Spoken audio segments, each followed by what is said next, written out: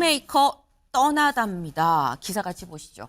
민주진영의 정치적 대부 이해찬 전 총리가 어제 오후 2시 40여 분쯤에 별세했다, 숨졌다라는 소식이 지금 들어왔습니다.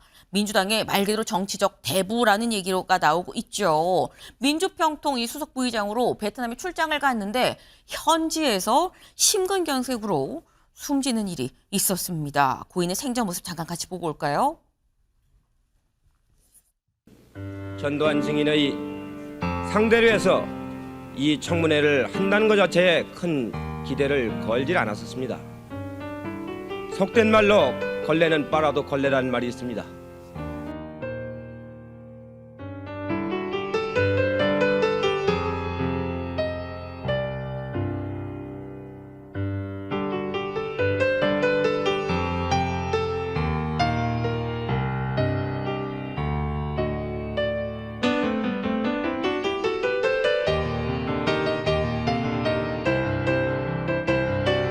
사회적으로도 건강하고 경제적으로도 부강한 인력을 기르는데 최선을 다하겠습니다. 저는 7, 80년대 젊은 시절의 민주화 운동을 하면서 민주화 열망을 이제는 제도권 내에 끌어들여 민주화 운동도 어렵지만 현실 정치도 매우 어렵다라는 것을 매일매일 느끼고 있습니다.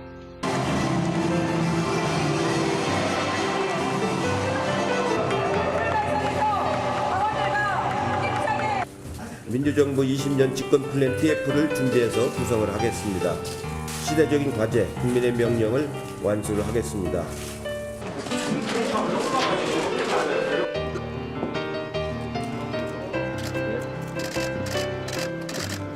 저는 내일로 32년간의 정치 생활을 마감하게 됩니다. 일평생 공인으로 살면서 고비마다 국민들께 많은 성원을 받았습니다.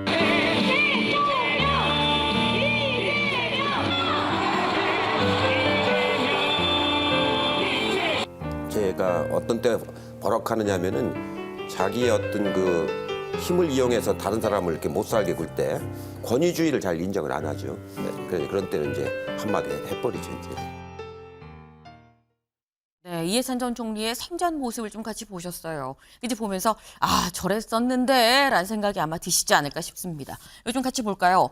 이해찬 전 총리 김대중 정부 때 초대 교육부 장관이었었죠. 네, 초대 교육부 장관 당시 굉장히 파격적인 교육 정책을 펴서 인상 깊었는데 그 후에 노무현 정부 때는 총리였습니다. 그때 실제 정말 명실공히 책임 총리구나라는 얘기가 나왔었고, 그리고 문재인 정부 때는 당시 집권 여당의 당 대표였었다. 그때 180석 압승을 또 일궈냈었다라는 거죠. 그리고 난 다음에 지금 이제 이재명 정부에 와서 이번 선거에서도 공동선대위원장을 했었었고요. 그리고 지금 현재 이 민주평통 수석 부의장으로 활동을 하던 중에 사실 이 출장차 베트남에 갔다가 또 현지에서 이런 또 비보를 또 전하게 됐다라는 거죠. 사실 이런 걸 좀 쭉 보면 김상일 위원님, 네. 이해찬 전 총리는 사실 진보 진영에서 원로 그 이상의 의미 아닙니까? 그렇죠. 기본적으로 모든 어려운 일이 있거나 애매한 일이 있으면 동료들도 이해찬 어디 있어? 라고 하는 분이었어요. 그러니까 모든 것의 정책, 기획, 전략 이런 거에 중심에 서 있었다. 그러니까 실무에도 너무 밝고 네. 모든 것을 많이 알고 있었기 때문에 그런 것 때문에 약간 또 불협화음 같은 것도 있었죠. 기준이 많이 아는 만큼 또 기준이 명확하니까 뭐 인터뷰에 나왔지만 본인 기준에 좀 안 맞는 것에는 좀 버럭하는 그런 모습도 좀 보이고 했기 때문에 그런데요. 어쨌든 킹메이커, 전략가 이런 표현들이 딱 들어맞는 그런 인생을 살아왔고 주변 사람들도 전략이 필요하거나 내가 무언가를 도모할 때 도움을 받기 위해서 가장 먼저 찾아가는 정치인이자 대부였다 이렇게 생각이 듭니다. 진보 진영에서 무슨 일이 있는데 잘 풀리지 않는다. 그러면 찾는 사람이 바로 이해찬 전 총리였었다라는 거죠. 그러니까 일반적인 우리가 뭐 물론 원로분들 굉장히 많고 존경받는 분이지만 일반적인 또 원로분들보다도 더 그보다 어떻게 보면 더 한 차례 더 큰 존재감을 가지고 있었던 사람이 이해찬 전 총리였었다라는 건데 아까 저기 살짝 봤죠. 이재명 대통령이 당선된 같이 이 선대본부장으로 또 이 활동을 하면서 이재명 대통령의 당선에도 분명히 또 기여를 했다라는 건데 이재명 대통령 어제 저녁 8시 한 40분쯤인가요? 저녁 늦게 또 SNS에 글을 올렸습니다. 뭐라고 했느냐? 대한민국은 오늘 민주주의의 역사에 큰 스승을 잃었습니다. 라고 하면서 강물은 굽이쳐도 결국 바다로 흘러가듯 그토록 이루고자 하셨던 민주주의, 평화 통일, 그리고 대한민국 균형 발전을 향한 여정은 앞으로도 계속될 겁니다. 라고 얘기를 하면서 남겨주신 귀한 정치적 유산 오래도록 기억하겠습니다. 이 의장님, 이제 모든 무거운 짐을 내려놓으시고 부디 영면하시길 기원합니다. 라고 글을 올렸습니다. 이재명 대통령한테도 이해찬 전 총리는 사실 굉장히 이 아쉬운, 떠나보내고 싶지 않은 그런 분이었겠죠. 근데 사실 이재명 대통령과 이해찬 전 총리 어떻게 보면 며칠 전에 만났었습니다. 잠깐 그 모습 보고 올까요? 성을 다할 것을 굳게 다짐합니다.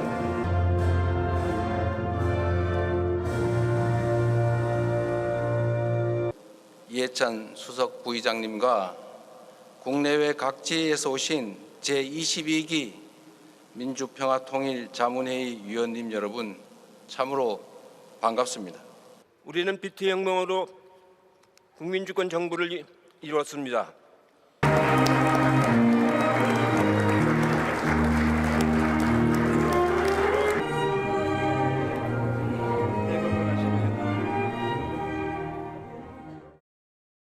네, 조금 전 보신 이번 이 신년회 1월 2일에 있었죠. 1월 2일 신년회에서 분명히 이해찬 전 총리와 웃으면서 악수를 하는 그런 일도 있었는데 근데 아마도 이게 또 마지막이었냐 두 사람의 라는 얘기가 또 나옵니다. 사실 저 때만 해도 아무도 이런 상황을 좀 예상하지 못했었는데 사실 이재명 대통령이 지금의 이 자리에 있었던 데는 김준욱 대변인님. 이재명 대통령이 처음에 정치를 시작할 때도 비주류였었거든요. 비주류에서 진보 진영에서 주류로 편입하는 데 있어선 이해찬 전 총리 없으면 사실 이건 힘들었다라는 얘기도 있지 않았습니까? 그렇습니다.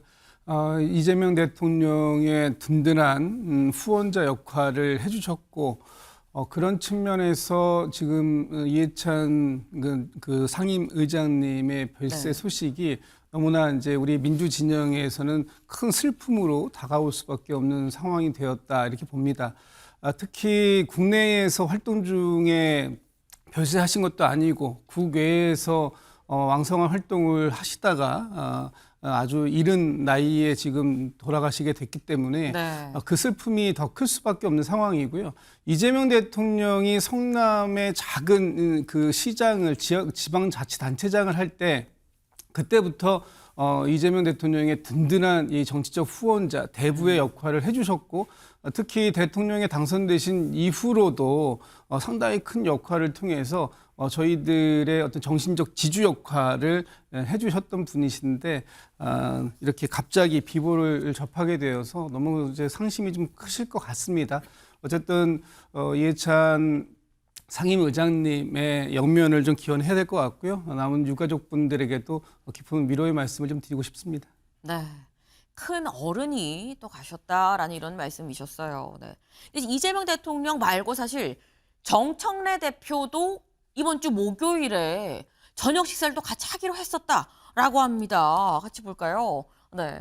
사실 이 정청래 대표 어제 이 제주에 있는 한 행사에 이 참석을 하고 있었는데 여기에서 이해찬 전 총리의 별세 소식을 현장에서 들었던 거죠. 그리고 눈시울을 붉혔다라는 겁니다. 그러면서 한 얘기가 29일 목요일 6시에 안 그래도 만찬 약속이 잡혀 있었는데 아유 좀 더 일찍 만났으면 식사 한 끼라도 대접해드릴 수 있었을 텐데 내가 당대표로 식사 한 끼라도 좀 대접을 했었어야 됐는데 라면서 안타까워했다라는 거죠. 그래서 원래는 오늘 그러니까 이날 어제 일요일 제주도에서 이 행사에 참석하고 제주도 현장 최고위가 오늘 있을 예정이었습니다. 그런데 이걸 다 취소하고 서울로 와서 오늘 오전 10시에 국회에서 최고위를 회의를 또 진행하기로 했다라는 소식이에요. 네.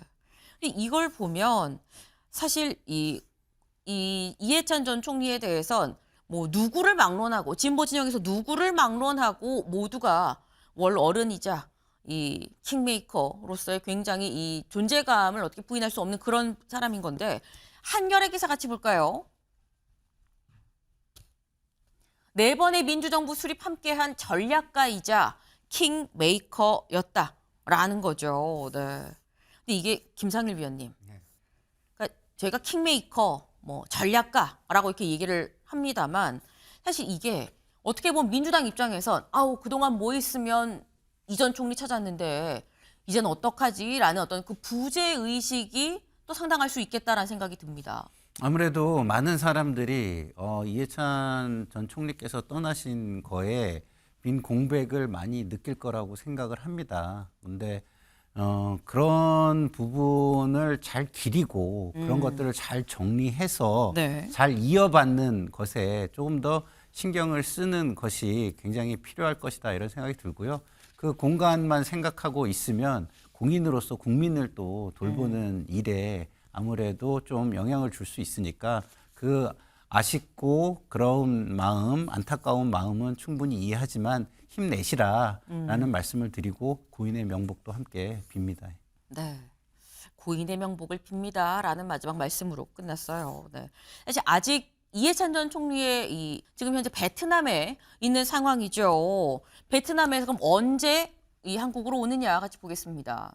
오늘 밤 11시 50분에 일단 베트남 현지에서 이제 출발을 해서 그럼 한국에 도착하는 건 내일 새벽 6시 45분쯤에 아마도 도착을 할 것 같다라고 해요. 여기에 이제 정청래 대표가 직접 이제 나가서 아마 맞이를 할 예정이다라는 건데 이렇게 한국으로 오면 이제 서울대 병원의 장례식장 빈소가 마련이 되고 여기서 이제 이 장례식을 치르게 된다라는 건데 일각에서 나오는 건 김진욱 대변인님 국장 얘기도 나오더라고요.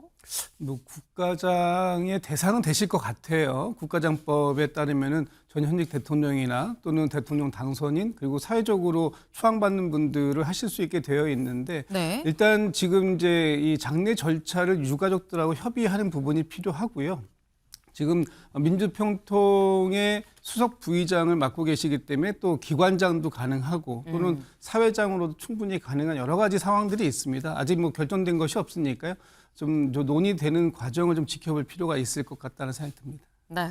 일단 이 내일 새벽 6시 45분쯤에 이제 우리나라에 도착을 한다고 하죠. 그렇다고 한다면 아마도 내일 아침에 저희 아침에 매일경제에서 이 도착 소식을 또 바로 또 전해드리게 되지 않을까라는 생각을 좀 해봅니다. 다음 키워드로 넘어가 볼까요?